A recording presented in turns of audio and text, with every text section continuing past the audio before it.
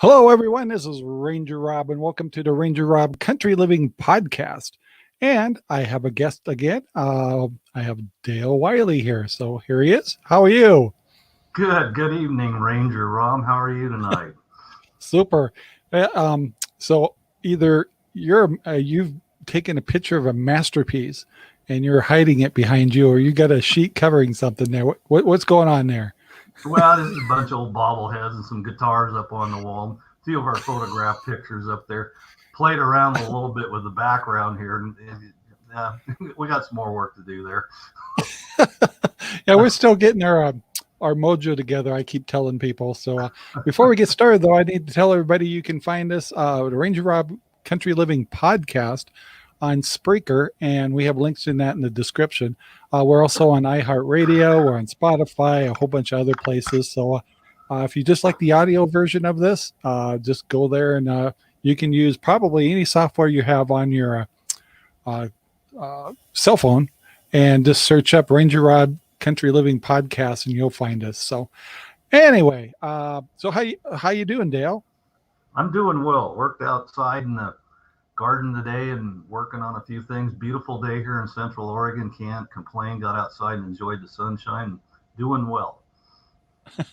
Yeah. So him and I were talking earlier. It's like it's been almost like spring-like weather here for this, at least for the last 2 or 3 days. And gosh, you go out and work in your yard and you actually can take your jacket off.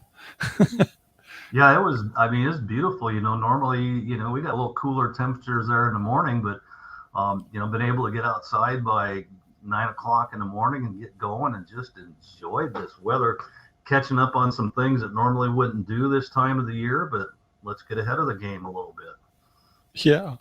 So, today's subject, by the way, I put the banner across the bottom here. I got to remember what it is. I know we're going to try. We no guarantees here about shortages, inflation, and prepping. And it's actually applies to you and I a lot just because of our gardening. But you said you're starting to get ready to build up some of your beds. You're going out to adding some additives and minerals and stuff to your soil. And you're thinking about making some above ground flower beds. Is that the next project? Well, we've currently got 6 raised beds in the garden right now, and learning how to most effectively use those and everything, and then looking at a spot of grass out here that's under irrigation, so it would be easily to adapt into a raised bed situation. Knowing the topography of where we live here and everything is certainly the easiest way to go. Evaluating that with how much work it's going to take to build this bed.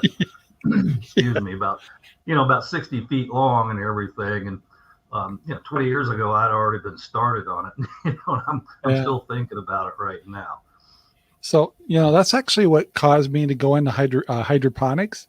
Is last year I was going to build some above ground gardens, and I typically like to use 2x12s.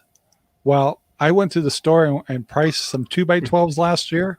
I'm not kidding. I'm not kidding you at all. A 2x12 by 10 was going for over $30. Yep. And it's like, yeah, we kind of went with the 2x6 type of thing, stacked on top of each other. I think you get there. And then the nice thing about this is I put some larger posts on the corners of the bed and everything, so that as I age a little bit and I don't want to bend over so much, I just keep adding 2x6s and bring some more material in. I got a mix in there last year and added to it. I'm kind of a big guy on micronutrients, trying to grow a good vegetable crop and everything like that. So added some native soils into those beds today, just to change the structure of the soil and not have so much brown material versus mineral in there. I'm still searching for the perfect soil. I'm getting pretty close. Yeah, it's like, well, this year I am definitely going to build. In fact, you kind of reminded me, if I'm going to build those, lumber prices are starting to go up again, and I'm starting to feel the effects. But I was like, I better get those 2x12s now before the prices go up even more. So that's a common refrain that I've heard of some of the economists on the various social media and other types of communications platforms, that we did have that run up in lumber prices here a while back, and then as a commodity, it came down. But that number is going to start going up. So I think if a person has to get any lumber, and I have to get very little because I'm a scrounge, and I will go clean up a construction site if I can get 4 pieces. If I can get some 4-foot lengths of 2x6 or something like that, and adapt to it, because they're saying the lumber price is going to be higher than it was last time. Yeah, and that's not a good thing. I hope it doesn't do what it did last year, because that was devastating. Well, comparatively, we built a deck not last year, the year before. We built 2 decks here on it, and we spent about $4,000 on lumber. The same lumber last year would have cost us close to $12,000, and we wouldn't have built the deck for that. For sure. That's like our greenhouse. Luckily, we built that just before the prices went up. Otherwise, my greenhouse probably would have been twice as much to build. So, I probably built mine in about the same time frame and everything, and the $1,000 for lumber for a greenhouse, and I just can't. I couldn't have brought myself to spend $3,000. I don't know what I'd have done. Same here. So, are you based on the kind of shopping and things you guys do in your household? Have you noticed, at least in the Central Oregon areas of inflation at all that have really caught your eye? I've noticed some stuff. I mean, just on your normal consumable goods and everything else that you've run into in the store and everything, the inflation is definitely happening. To point at any one thing and say it's just kind of an across the board type of a thing, and I think tomorrow is going to be another comparison, and I'm going to go in and I'm going to buy some pretty familiar materials, fertilizers. I'm going to go ahead and buy my fertilizer for next year right now, because in the dock cost, down in the refining areas where this fertilizer comes into our country, nitrogen is $750 a ton. Potash is about $950 a ton. And then you take all these, you mix them together, and you come up with a formulation. So I'm thinking that $27 bag of fertilizer is probably going to be $47 next spring. They're in the same thing on the plastics for the drip irrigation, a crude product there. We're going to see similar prices go up. And, with me, I'm not doing huge farming amounts like I used to. So the prices doesn't really concern me as much as the availability of the supply and the materials. And so in order to be able to do what I want to do, I need to procure those materials now. Yeah, same here. So I got a lot of projects. Projects. And it's like what we're talking here. I'm going, I better get on the ball and get some more of my lumber. Especially those 2x12s. Those are the killers, man. That was shocking. And then you got to go in and you got to pick through 2 or 3 units to get something that isn't horseshoe shaped or splits out on you after you secure it down, because they call it dried, and we know damn well it's not dried. It's just got this U shape in it and everything. But I mean, what do you do? I quit buying lumber at Home Depot. I go Miller Lumber now, even if I have to pay a little more. Yep. But boy, the quality of the wood's so much better. That's and you notice that and everything, and I did too. I just had to quit doing Home Depot. I can't remember what I got, but it was enough that I had to pick through almost 3/4 of a unit to get stuff that just wasn't going to tear up on me. And I thought, I'll just run some of it through the planer. There wouldn't be nothing left by the time I got done. Planing it down flat or something. That's just kind of the way that market is, and the volatility of it and everything. And they're building a house next to me here, and I've been watching that progress painfully slow on a price point, volume home builder type of a thing. And these guys, they wasted more on this project. And I asked the owner, I says, what are you gonna do with all that? Oh, these guys are gonna scrape it up and throw it away. I said, do you mind if I pick that and everything? So I'll do it. Yeah. I'm actually trying to share our show here to a couple more places here, but I'm kind of the same way when it comes to stuff that goes on with the prices. I'm not seeing one thing really jumping out at me. It seems to be across the board, and That's why I'm definitely noticing. Second here, I'm trying to find a particular link, and I can't find it. I'll be darned. Um, so I know I went to Costco last week, and we didn't buy as much as we normally did, but the bill seemed about the same, and the Oh same thing yeah, happened. my daughter Oh, was go ahead. telling me 2.5 bags of groceries, $120. Just at Yeah. a normal store the other day, and that's So So I'm kind of listening. And that's she's 40 and family and everything else, and that and does makes good money and everything. But I mean, she's just like that, and the gas and everything else was just uh, it's just mounting up, just little things like that. And I don't know. You talk about inflation. Stock market's one small part of inflation. You're seeing a couple of big moves every day on some companies and everything. And so, it may not be some type of a catastrophic crash. It just may be, one or two of these companies a day just not doing well, dropping hard. And then overall, you look at the thing, and before you know it, the value is just completely gone on it. And, the inflation is just, it's across the spectrum, and you can't point to any one thing. There are places out there that you can, but I mean, the individual person, I just know I don't get as much for what I spend anymore. yeah, I am surprised. I mean, between all the reports I'm hearing across the country, and we monitor a lot of stuff. When it comes to looking at our shortages or anything in our grocery stores, it actually hasn't seemed too bad. Um, occasionally, you see things a little bit low. Now, I don't go to Walmart, but imagine I keep hearing that Walmart has some interesting ways of stocking things because their shelves are looking kind of poor. But I haven't noticed it at like Safeway. I haven't really noticed it. Costco seem to be well supplied. So I think we've been very fortunate here in the Central Oregon area. I think we have two, and there again, we talked about that a little bit last week. That's what we would call a short chain supply. Food and fuels are two of your shorter chains. And if you were to have a problem, a product from manufacturer, depending on what it is, fresh or frozen or something like that, can be in the system anywhere from 5 days to 3 weeks out and everything. So your shortages would show up in varying levels there. Transportation, they were blaming it on transportation, but there again, I'm kind of like you. I follow a lot of different things around the country and talk to some people that know, and I have good friends in the trucking business, and they say it's just fine. And it's people creating problems for us, down California, and the ports and everything is, you got to have about a $300,000 truck that's emissions compliant to go into those ports. And that kind of cost on stuff just doesn't pan out anymore. And so you're seeing a shakeout. I mean, a guy like me, and I own commercial trucks before, you'd have to have $300,000 truck. You can't make a living just one truck. So you got to have two or three.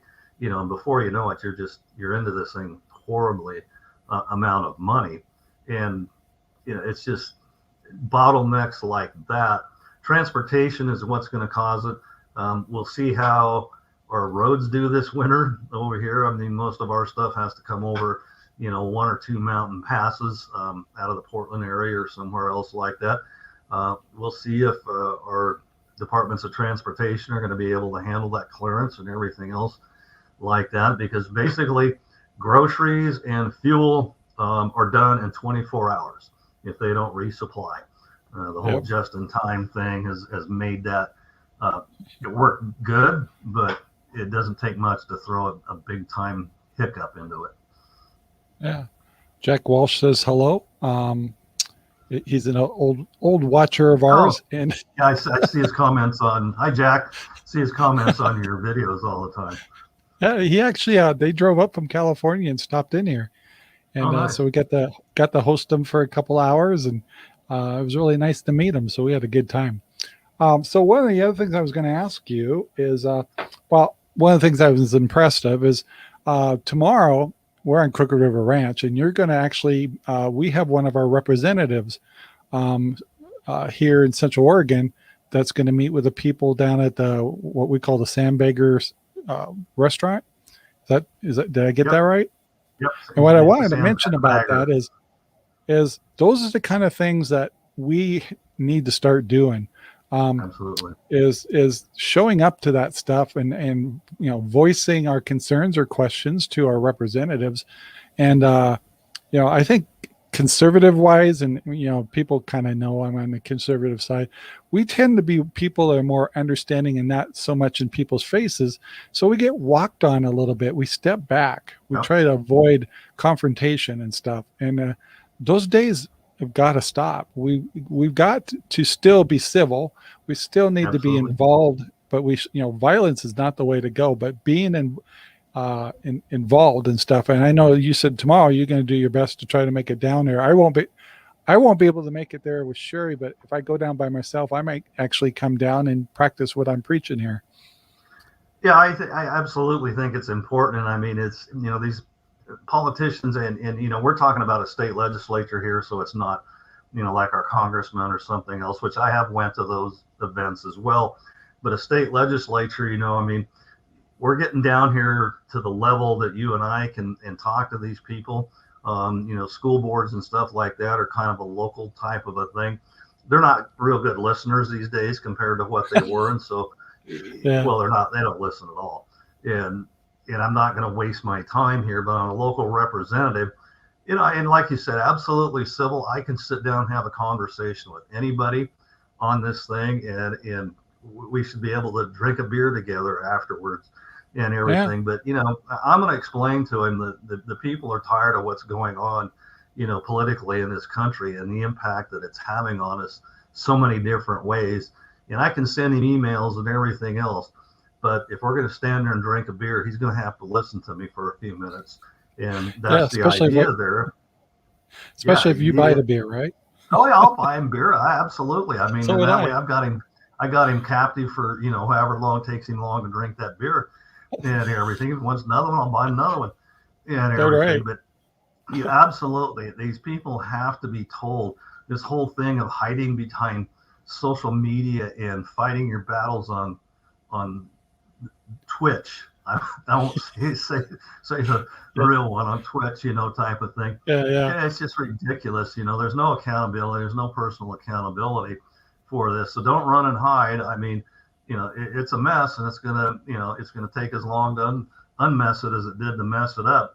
But we need to talk to these people and just not, let them know where we're coming from as constituents and taxpayers. Yeah, I am. And by the way, I did a video today. It was a little unusual, but not unusual for me. But I actually did a video called, and it won't be out for about 4 days, called "Don't Worry, Be Happy." And I got motivated by another homesteader and stuff. And so one of the things is like, we're talking to politicians. We're talking about being involved. But I don't like to be a preacher of being a ranter, as you are as somebody that understands the issues and takes action.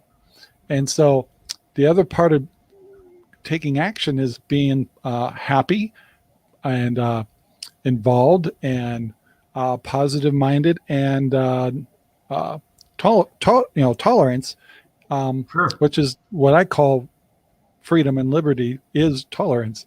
And so I also want to kind of push on this show a little bit is, guys, if you're miserable, you're stressing out, you're letting the news get to you and all that stuff, this is what this show's all about, is not to get bummed out, not to complain and get angry. We just, try to talk about things of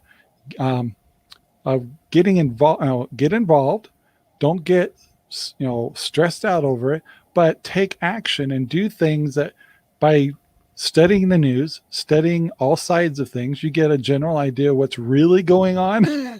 And instead of just like being and you kind of reminded me like, with social media, is like we have a couple social media sites in our area for Crooked River Ranch, and you can always tell the ones that are just stressed out or something bugging them. They will write a 5 paragraphs of something they pose to or want to debate with you. And my first question is, where did you have enough time to type all that? And it's like, that's what I look at. I mean, I may be guilty of that occasionally, but I've only seen 1 or 2 paragraphs from you. Yeah, well, back in the day, a couple of years ago, and everything. They get into these things, and particularly when they get into the operations of our local HOA and everything else here. Really, this is not a complicated thing. It's not a big thing. It's about a $2.3 million budget. So it's, a lot of money, but it's no big deal. You should be able to handle everything there pretty good.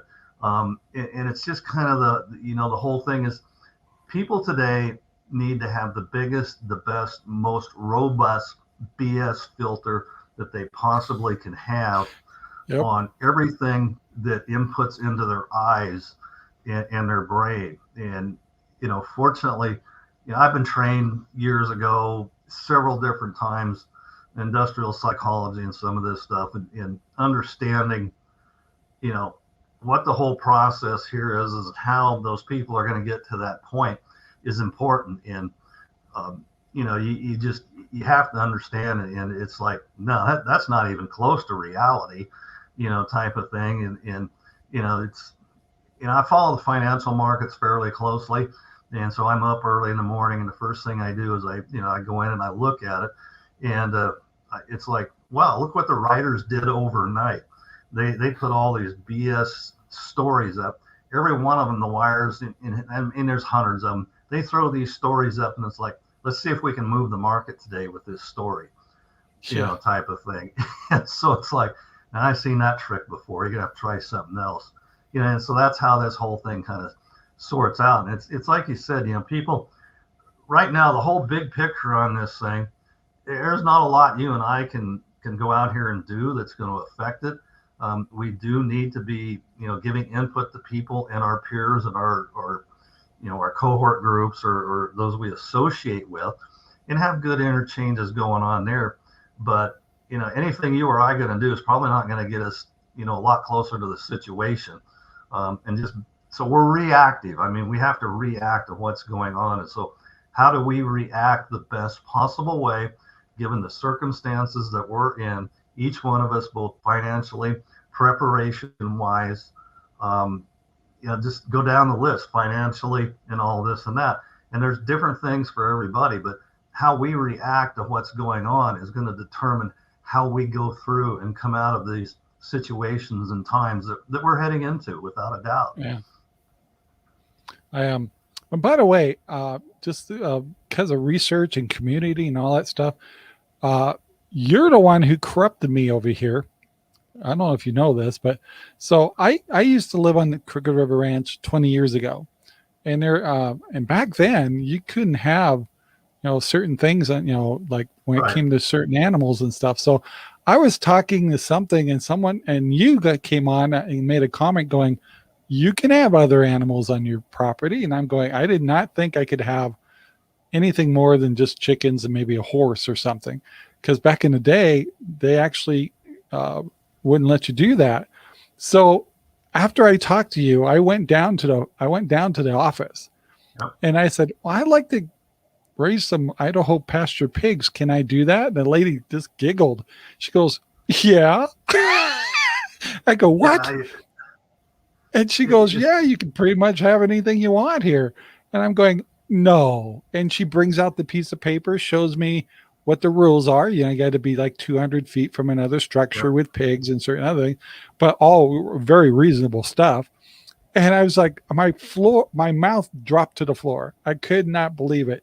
And I still, to this day, when people hear that we have Idaho pasture pigs, you can always tell an old timer goes, I thought we couldn't have that on the ranch. And the first answer I have is, you really think I'm going to do anything that's going to break the rules here? No, because I know how that goes. So anyway, thanks to you, we have Idaho pasture pigs. Really, you did it. You were actually, your comment is caused the reaction of, oh my gosh, I've always wanted to have those. And thanks to you, after I did some research and I checked it just to make sure. And they almost laughed at me like, you're kidding me, right? You have any animal you want. Yeah, the reason I think they laugh, is okay. And to put this in context, this is the largest homeowners association in the state of Oregon. It's over 12,000 acres out here, 2,800 lots, 5,000 people. And it's not, it's not like a typical HOA like you see in your small areas. This is rural residential, high desert, minimum 1 acre plots. You got 5, I think down there. You know, I'm on 2 up here and everything. And so they've got all these rules and everything. And in theory, you know, I saw that and I thought, well, why should Rob be disappointed? I mean, he can have pasture pigs. I know that. I've looked at these things. I went through all of these regulations and everything. And yeah, they do have these regulations. And it's supposed to be 1 horse or cow per acre. It's supposed to be, the pigs have to be 50 feet away from the property line and some other things like that. Perfectly reasonable type of stuff. I'm an old country boy. I was raised on a farm, you know, and this type of thing. And one of the things that you're taught when you're in there is if your neighbor does something and it's not bothering you, then, you know, don't say anything about it type of a deal. And so, you know, I think we've both seen them. There's a couple places where there's 2 acre plots, and I know one that's got 9 horses. They had a full herd of cattle down there on Quail Road down there in your area, going that Charolais bunch down there. They're all gone now, so I think the guy had to sell them because they're going to be too expensive to feed out. But it's just like, you know, just people just go ahead and do it type of a thing. And, you know, I mean, if you're going to rat your neighbor out. Yeah, I kind of want to make sure I can't be in a rat your neighbor situation. So I always do my homework. And so, and then when you brought that up, it's like, apparently some things have changed around here. Well, so I went and checked it out. Yeah, you got to look at this thing. I mean, you know, you brought your pasture pigs in there.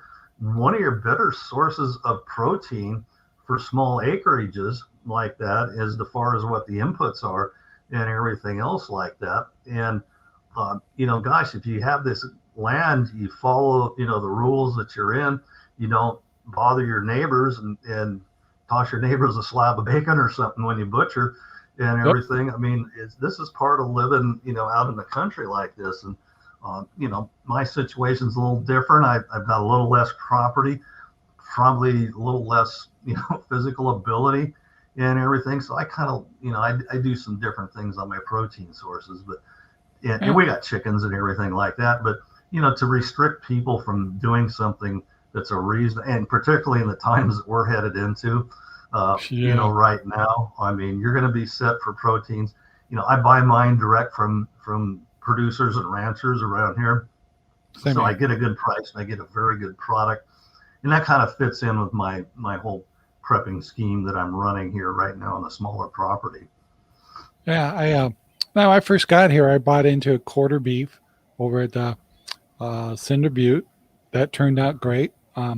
And got my freezer going pretty good. Now I do monthly butcher blocks because I tell you one thing, I got to tell you, I you know, you're not going to save money or anything using butcher block or any of these other places. But if you can get grass-fed beef and you can afford it on a monthly basis, I would highly recommend it because I have never had such great meats. I just cooked, I'm seriously, I just cooked a sirloin tip roast yesterday on my Traeger from Butcher Box, and it was amazing. It was so tender. Oh my gosh, it was delicious. And every steak, every kind of cut of steak I've gotten, even New York steaks, all of them have been so tender and so yummy that I won't buy anything at Costco anymore or Safeway. No, that's those are not, you know, people think, oh, we're getting great meats and everything else. I know for a fact, because I know the producers and everything else, you're getting a second grade, if not lower cut of meat. Those animals may have not exactly been a primary protein beef animal. They may have been something else that's been converted into the beef, you know, and I mean, that whole process is controlled by about 4 packing houses in the entire country. Excuse me.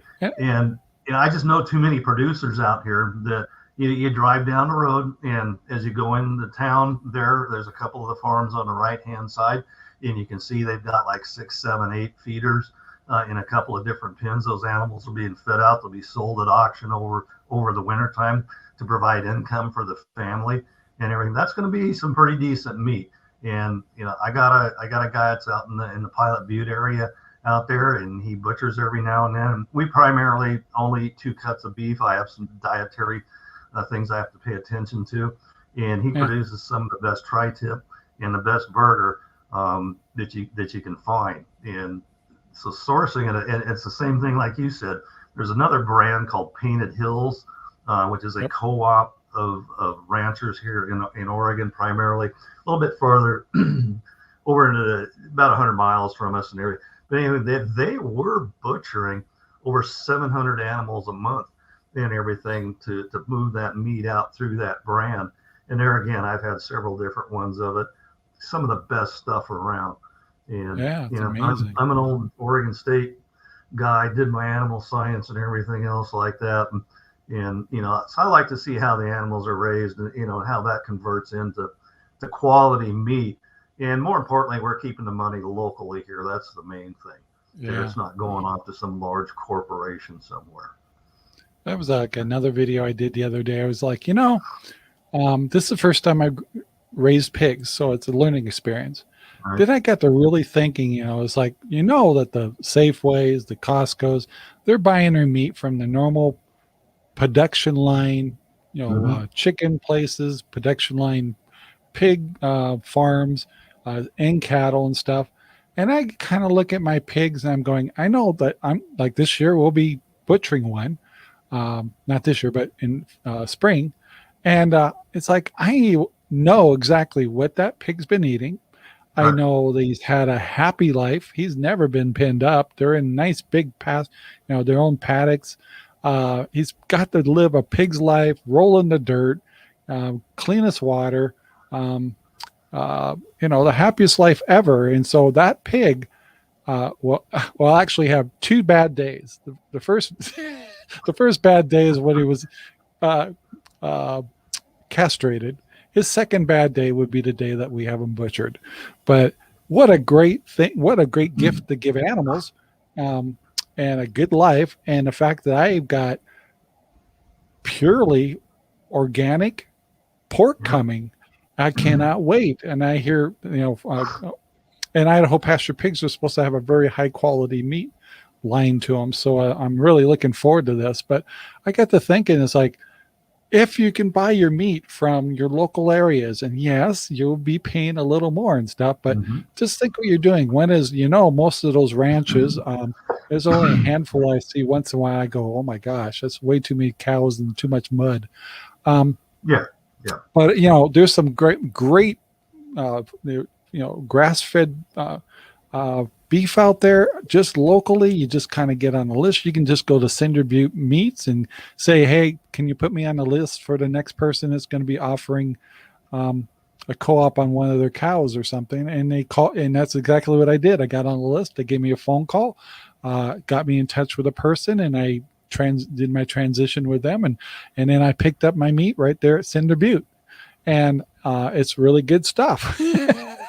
Yeah, and you mentioned you were going to butcher there in the spring, and since you haven't had the animals before, contact a butcher right now and everything. Yeah, and, I heard that. And see where you're at. I don't know if it's changed. My son had some pigs over in the valley, their area like that. A big, adjacent to a metropolitan area. You thought finding a butcher would be easy, but he wasn't. He was almost 2.5 to 3 months out and everything. That put a little more weight on him than he wanted, but he still got it done and everything. But every one of those feeder steers or animals that you see, that's $1,000 to that farmer and everything. So, that's huge to them. And it's like you said, these animals that are raised, you mentioned how the others were raised, and we call that economy of scale farming and everything. And that's feedlot animals, that's hogs raised in confinement. Dairy cows in confinement, some of this other things that go on, and those all absolutely translate into quality of meat, the gains the animals have, and the yields and everything else. And you think about this, these animals before, mankind domesticated them and put them into those situations, they were doing fine for millennia out there, living on the high desert here, scrounging what food they could and everything, and they turned out pretty good. And so, once man, brings the husbandry factor into there, like you said, grass-fed animals like that, happy animals, they're not standing in mud up to they're not struggling. They're burning calories if they're in mud and everything like that. And that means more feed costs. And that's going to be a pinch on producers this year. Feed cost, is going to follow these fertilizer and other input costs.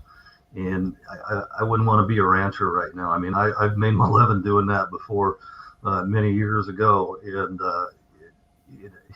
it's just, if the price of hay goes up $100 a ton, which it easily will, which is a huge increase, and everything, that's just, it's less money in that farmer's pocket. And, ultimately it always seems to happen that the person that's close to the lowest level in the production chain makes the least amount of money while doing the most work for it. Yeah. And everybody else up the food chain reaps the benefit of, that kind of money with a lot less inputs. Yeah. And, I wish,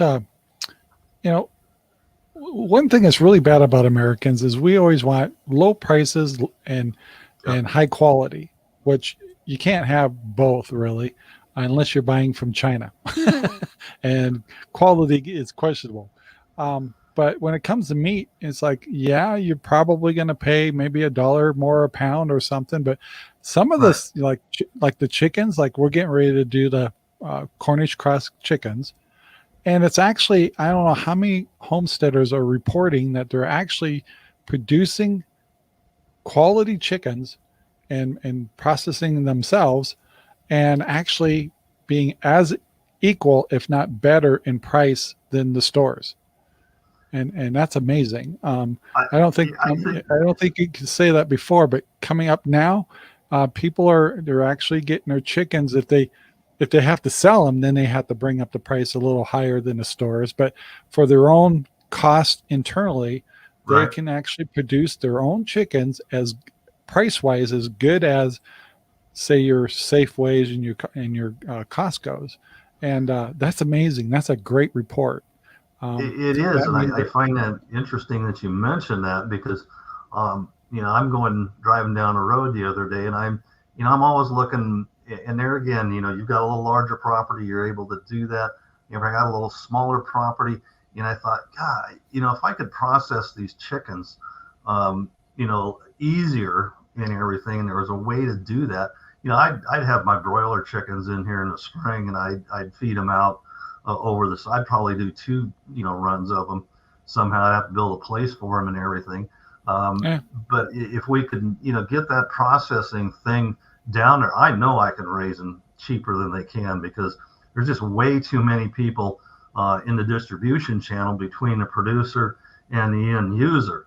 And effectively, if you cut out 50% of the production channel, and that basically amounts to a wholesale distributor that moves those animals from the processing plant into the final retail situation. Well, I mean, what we're looking at, there's 50% of the cost right there. You're probably going to save. The other thing is amazing though is you take those Cornish crosses, bring them in as chicks, get them out to and I'm going to do the chicken tractors. So that way I know they're going to be eating well. And, but the thing is they're mature in 8 weeks, not months. It's one of weeks. The fastest, one of the absolute fastest paths to protein maturity that you're going to find. Chickens and rabbits. I used to raise rabbits too and everything. And, rabbits are good. You see the note here from Jack? Yeah. Do you have some 20 pounds Dakota grower pasta? Over my left shoulder. I think they're looking at that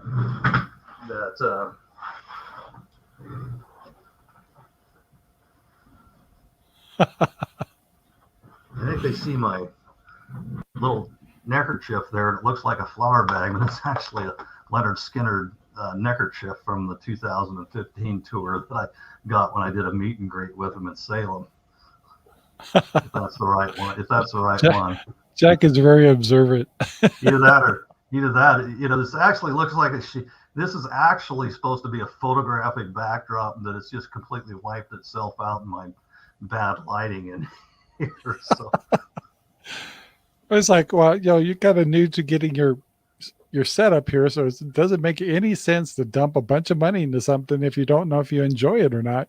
So you Well, just make do. And so yeah, if you you can. ever went back to my shows 5 years ago, it's before I could put these pretty backgrounds before me and have this nice microphone.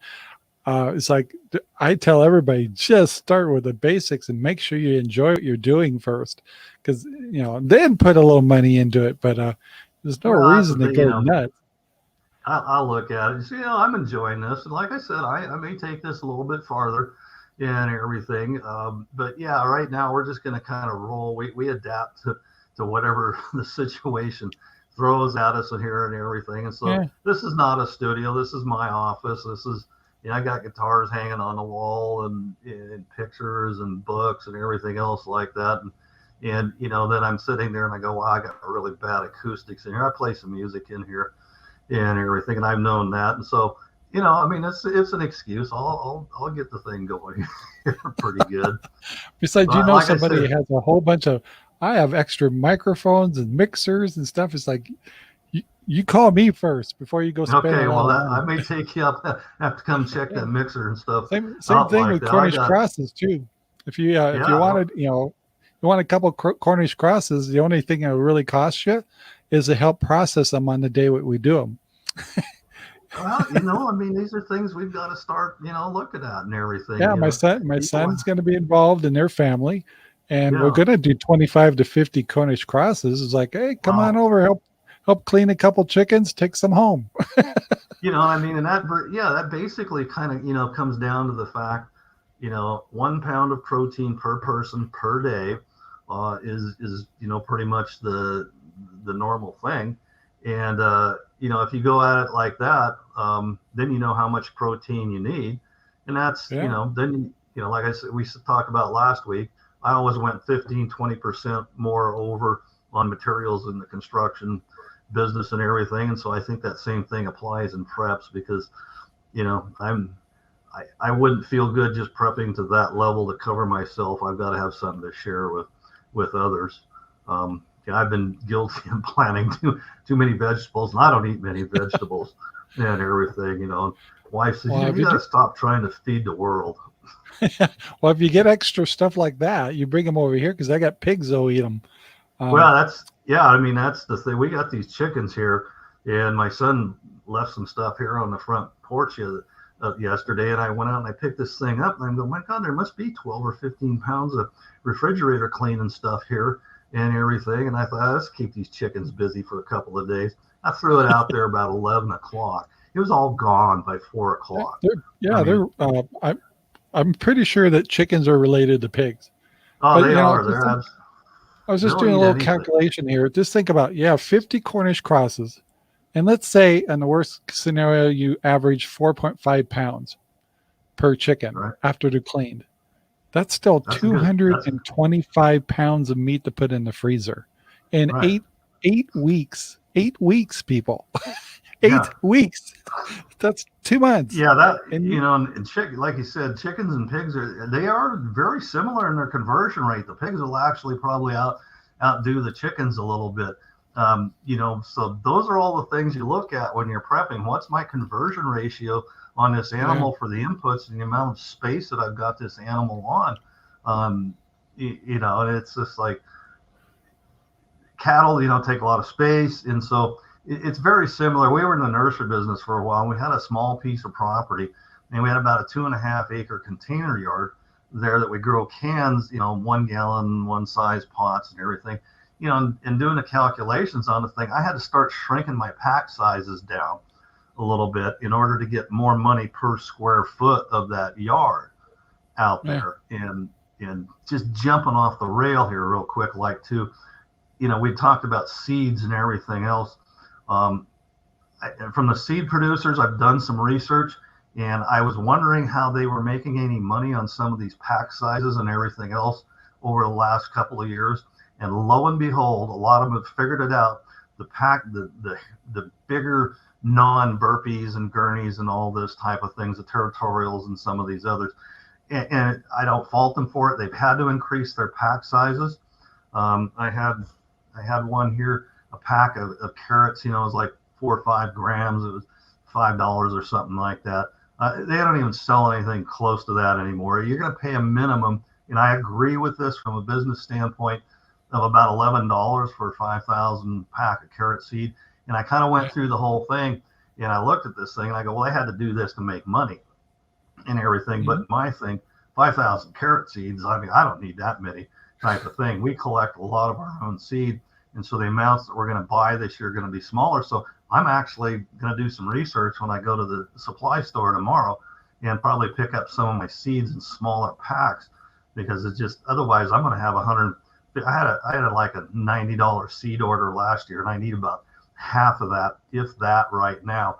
So I imagine it's not going to change. It'd probably be a $90 seed order this year, with the prices are going up. If you wait until the 2022 season, and everything that I've seen from a seed production standpoint, both from growers and some of the wholesalers and everything, says that those markets are going to be tight and they're going to be expensive this year as well. Yeah, we actually ordered all my main seeds already, especially when it comes to tomatoes and corns, because I need to change my corn to a different kind of corn. But I wanted to do a couple different kinds of tomatoes. Already ordered them. They're in and I ordered a lot of seeds last year, and I'm just like you. I just use a fraction of them, and I probably grow a lot more lettuce than I'm still using the same packets. Well, yeah, I mean, yeah. So it's a crazy, but it's nice because it's easier on me this year because I got last year's seeds, and because I got such higher quantities, that luckily the seeds are they're good for a few years. So you can look at it as your first investment's still going to be a little heavy, but if it's stuff you like and you got too many seeds, just store them well, which we use this really nice suitcase thing, and so we're very organized with our seeds. But I noticed that some of the packages I'm going, that's a lot of seed. I looked at that thing, and like I said, I mean, I collected a lot, but it's like you, and I don't know if you noticed the price of those tomato seeds. Of course, the variety that I want, I'll grow a couple of varieties. I mean, it was just, I'm looking at this thing, and I'm like, well, I could just go ahead and, buy the 6-inch pots or whatever like that at the store and everything. But there again, I'm like, I can't really do that, because then I'll have to wait and see what happens and what shows up on the shelf out there. And if for some reason that goes wrong or sideways on me, I've got to have the backups in the greenhouse and everything. And you got 3-pack, I mean, you talk about that. I got 4 packs. I don't know if anybody can see that, but that's, it's kind of a bad light. That is just some pots of lettuce in my greenhouse that are still going along. We had a nice salad out of that today. We eat a good 4 salads a week out of that. We're still going along. And I mean, the cost is just nothing on the thing. And I've still got enough lettuce probably to last me through next year. But there again, I'm going to go ahead and buy some more and everything. We store it well like you do. I might throw this at you a little bit. I got thrown for a loop. I could put a seed in the ground for lettuce, put it on. Well, I start them and I don't grow them in the ground. Anyway, and I move them to a propagator, and then from the propagator it goes to my floating rafts in my greenhouse. This last batch of lettuce I grew, I think is Muir, and I think it's romaine. We had a really cold spell for about 2 weeks ago, and all of them went into shock. Which I've never seen lettuce do that before. And I'm not sure if it's a combination of really cold water because of the floating rafts. Yeah, that's what it is. You have no insulating value on your root zone in hydroponics and cold weather.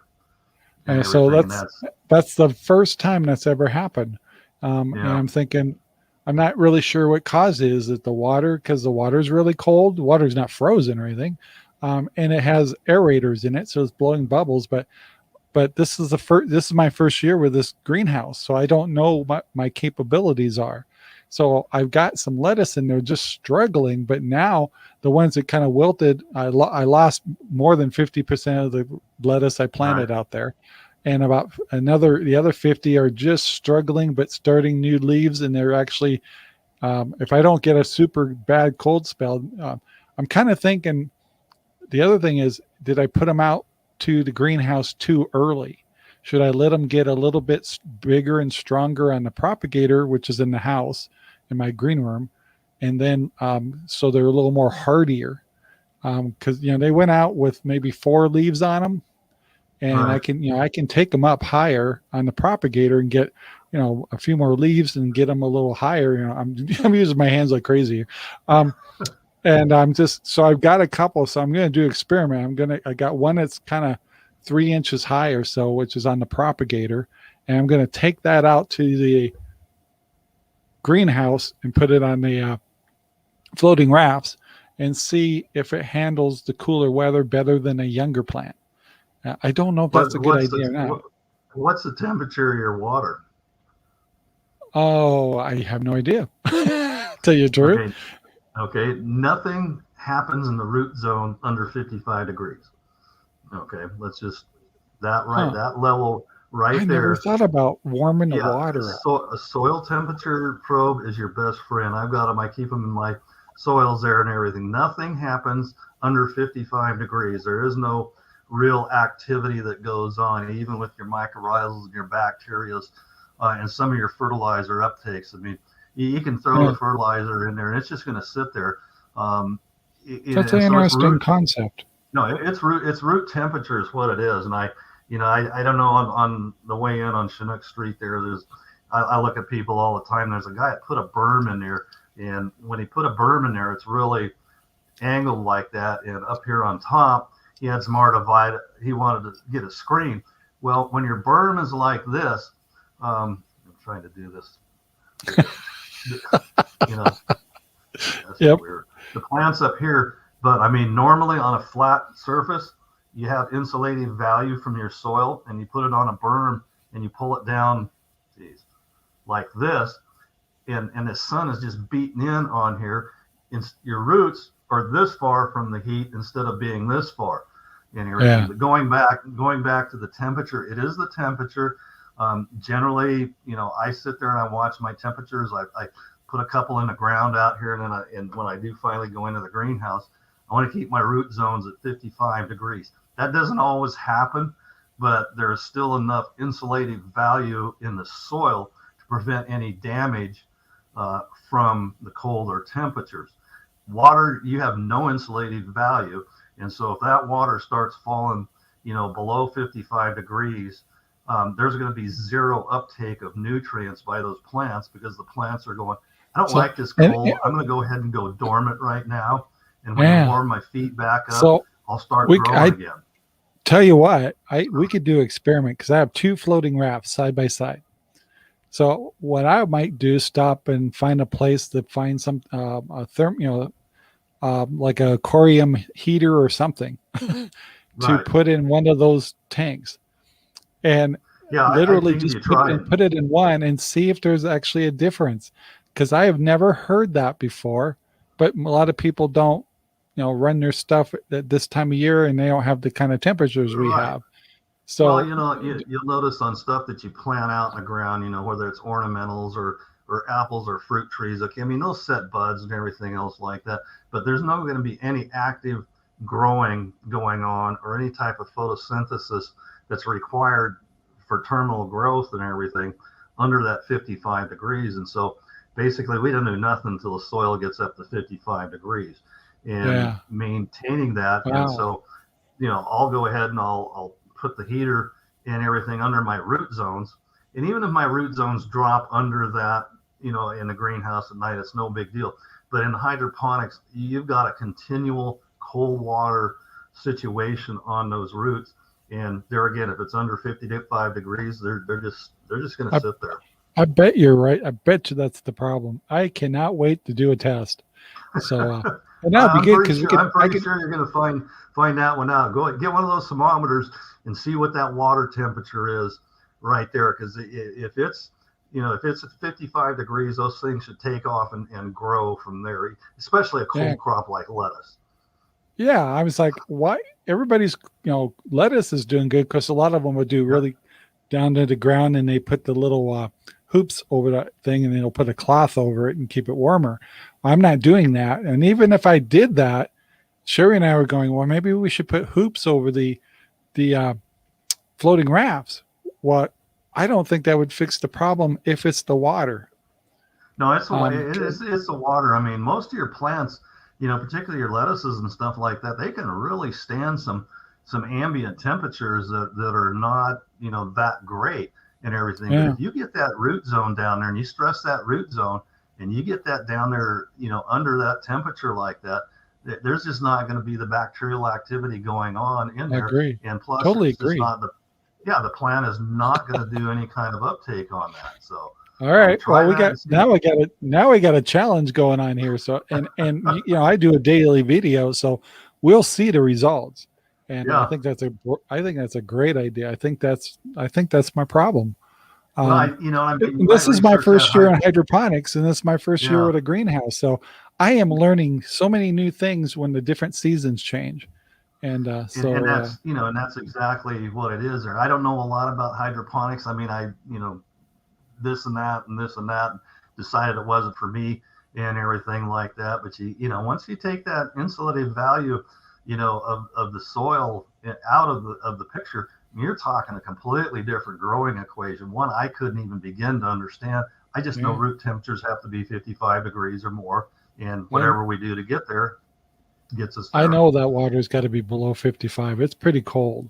Oh, it's cold. I think you're going to find it down in the 40s probably, and maybe even coming into this time of the year. Tomorrow's video, the first thing I'm doing is going out to the greenhouse with a thermometer and documenting it.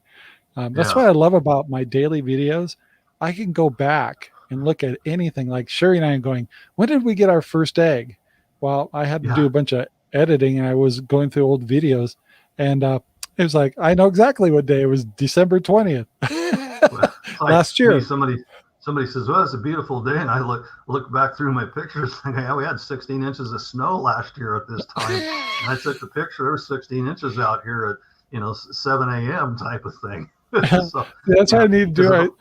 I should see what this month looked like on video last year, which I got it. I'm kind of, it's kind of funny. It's kind of hazy. Like, what was the weather like right now last year? And I swear it was colder. And, it absolutely was. And I mean, I come out of I was taught to log everything in a spiral notebook, back in the day. And, I should. My father-in-law, he passed away some number of years ago as a lily bulb farmer down in the Smith River area.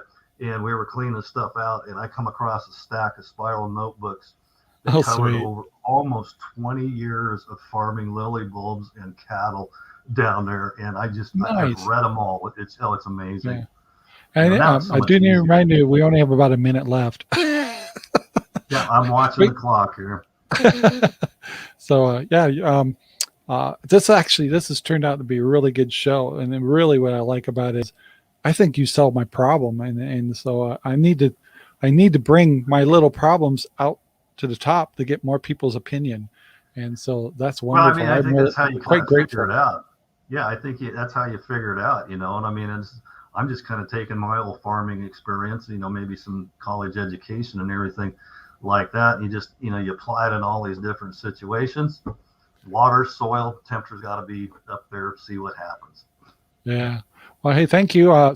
Stay on, of course. We got to wrap this show up. Let's stay under an hour. I want to thank Dale very much for being on the show today. We're trying the Thursday. I'm kind of thinking about moving up to like 7 or 8 o'clock in the evening. But we got to make sure we all have the right mindset for all that. But anyway, I want to thank everybody for watching, and we'll talk to you guys next week. Bye now. Thank you very much for watching our video. Please take the time to like, subscribe, and share our videos all over the whole wide world. Thanks.